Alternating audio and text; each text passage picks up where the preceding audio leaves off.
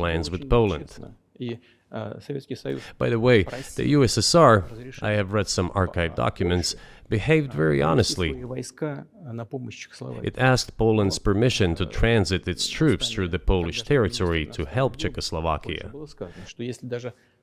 But the then Polish foreign minister said that if the Soviet planes flew over Poland, they would be downed over the territory of Poland. But that doesn't matter. What matters is that the war began, and Poland fell prey to the policies it had pursued against Czechoslovakia, as under the well-known Molotov-Ribbentrop Pact. Part of the territory, including western Ukraine, was to be given to Russia. Thus, Russia, which was then named the USSR, regained its historical lands. After the victory in the Great Patriotic War, as we call World War II, all those territories were ultimately enshrined as belonging to Russia, to the USSR. As for Poland, it received, apparently in compensation, the lands which had originally been German. The eastern parts of Germany, these are now western lands of Poland. Of course, Poland regained access to the Baltic Sea and Danzig, which was once again given its Polish name. So this was how this situation developed. In 1922, when the USSR was being established, the Bolsheviks started building the USSR and established the Soviet Ukraine, which had never existed before. Right.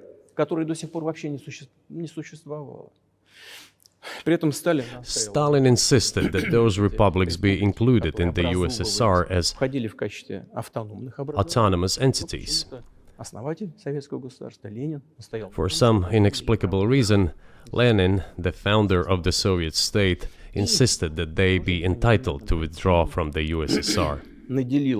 And again, for some unknown reasons, he transferred to that newly established Soviet Republic of Ukraine some of the lands together with people living there, even though those lands had never been called Ukraine, and yet they were made part of that Soviet Republic of Ukraine. Those lands included the Black Sea region, which was received under Catherine the Great, and which had no historical connection with Ukraine whatsoever. Even if we go as far back as 1654, when these lands returned to Russian Empire, that territory was the size of 3 to 4 regions of modern Ukraine, with no Black Sea region. That was completely out of the question. In 1654. Exactly. You obviously have encyclopedic knowledge of this region, but why didn't you make this case for the first 22 years as president that Ukraine wasn't a real country?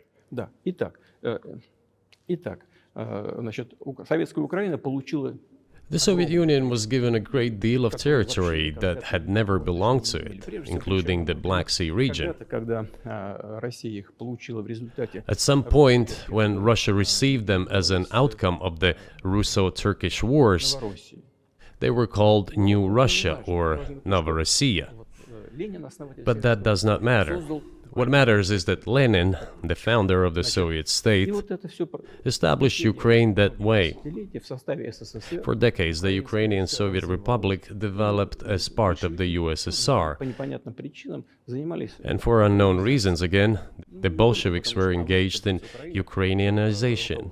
It was not merely because the Soviet leadership was composed to a great extent of those originating from Ukraine. Rather, it was explained by the general policy of indigenization pursued by the Soviet Union. Same things were done in other Soviet republics. This involved promoting national languages and national cultures, which is not a bad in principle. That is how the Soviet Ukraine was created. After the World War II, Ukraine received, in addition to the lands that had belonged to Poland before the war, part of the lands that had previously belonged to Hungary and Romania. So Romania and Hungary had some of their lands taken away and given to the Soviet Ukraine, and they still remain part of Ukraine. So in this sense, we have every reason to affirm that Ukraine is an artificial state that was shaped at Stalin's will. Do you believe Hungary has a right to take its land back from Ukraine, and that other nations have a right to go back to their 1654 borders?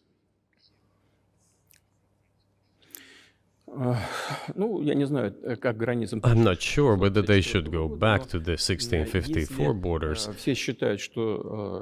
But given Stalin's time, so-called Stalin's regime, which as many claim saw numerous violations of human rights and violations of the rights of other states,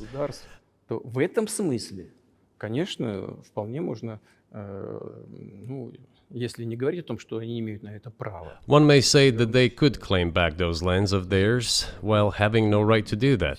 It is at least understandable. Have you told Viktor Orban that he can have part of Ukraine?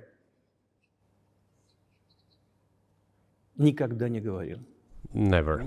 I have never told him, not a single time.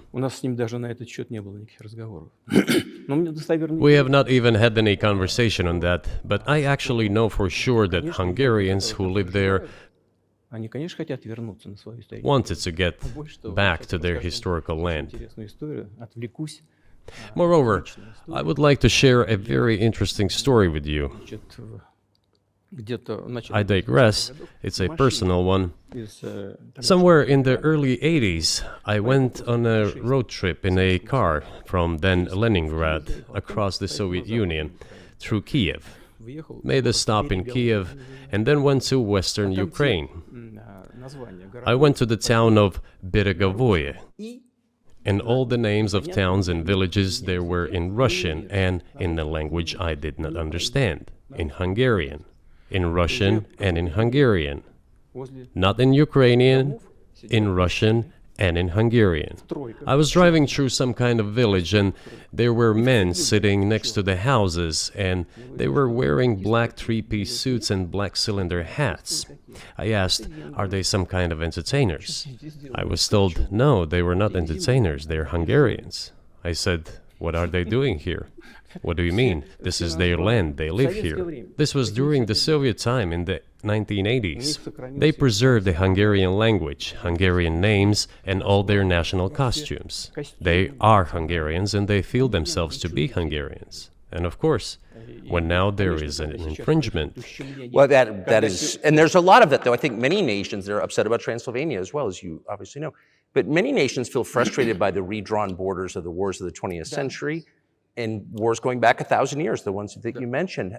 But the fact is that you didn't make this case in public until 2 years ago, February. And in the case that you made, which I read today, you explain at great length that you felt a physical threat from the West in NATO, including potentially a nuclear threat. And that's what got you to move. Is that a fair characterization of what you said?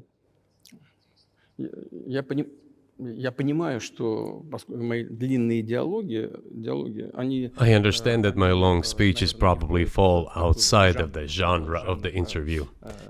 That is why I asked you at the beginning, are we going to have a serious talk or a show? You said a serious talk, so bear with me, please. We're coming to the point where the Soviet Ukraine was established. Then, in 1991, the Soviet Union collapsed, and everything that Russia had generously bestowed on Ukraine was dragged away by the latter. I'm coming to a very important point of today's agenda. Thank you. After all, the collapse of the Soviet Union was effectively initiated by the Russian leadership. I do not understand what the Russian leadership was guided by at the time, but I suspect there were several reasons to think everything would be fine.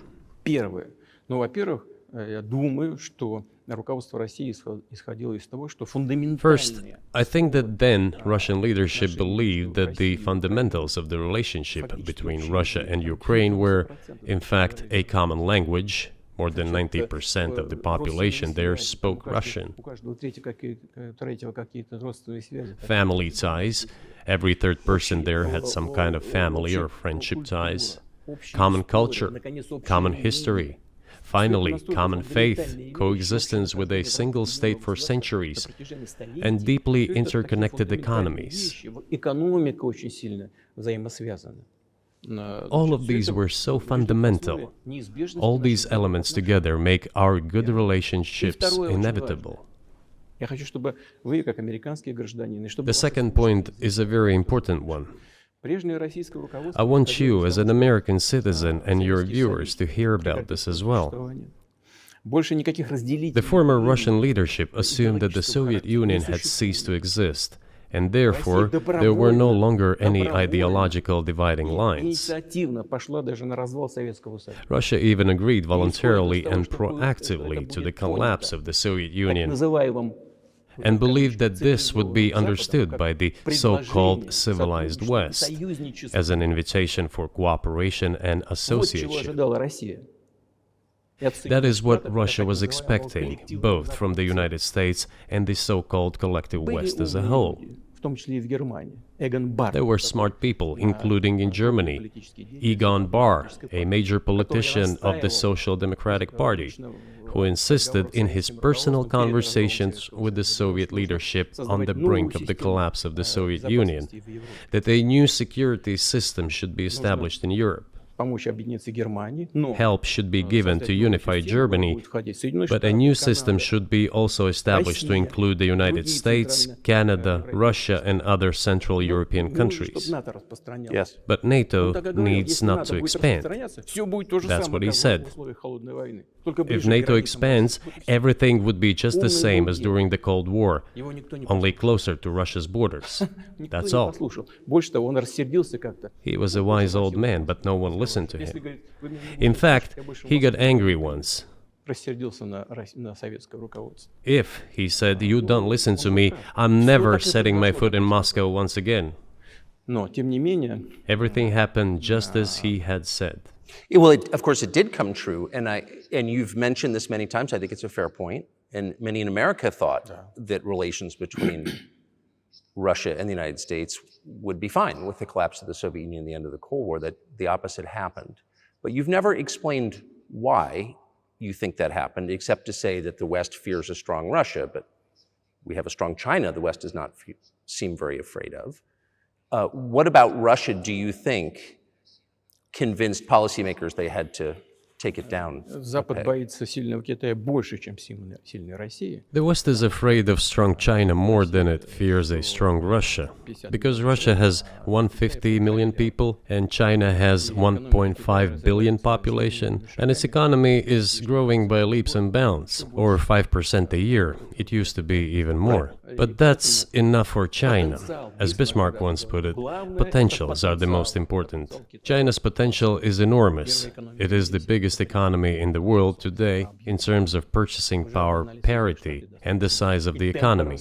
It has already overtaken the United States quite a long time ago, and it is growing at a rapid clip. Let's not talk about who is afraid of whom. Let's not reason in such terms. And let's get into the fact that after 1991, when Russia expected that it would be welcomed into the brotherly family of civilized nations, nothing like this happened. You tricked us. I don't mean you personally when I say you. Of course, I'm talking about the United States. The promise was that NATO would not expand eastward, but it happened 5 times. There were 5 waves of expansion. We tolerated all that. We were trying to persuade them. We were saying, please don't. We are as bourgeois now as you are. We are market economy and there is no communist party power. Let's negotiate. Moreover, I have also said this publicly before. There was a moment when a certain rift started growing between us. Before that, Yeltsin came to the United States. Remember, he spoke in Congress and said the good words, God bless America. Everything he said were signals. Let us in. Remember the developments in Yugoslavia before the Yeltsin was lavished with praise? As soon as the developments in Yugoslavia started, he raised his voice in support of Serbs, and we couldn't but raise our voices for Serbs in their defense. I understand that there were complex processes underway there, I do, but Russia could not help raising its voice in support of Serbs, because Serbs are also a special and close to us nation, with Orthodox culture and so on. It's a nation that has suffered so much for generations. Well, regardless, what is important is that Yeltsin expressed his support. What did the United States do? In violation of international law and the UN Charter, it started bombing Belgrade. It was the United States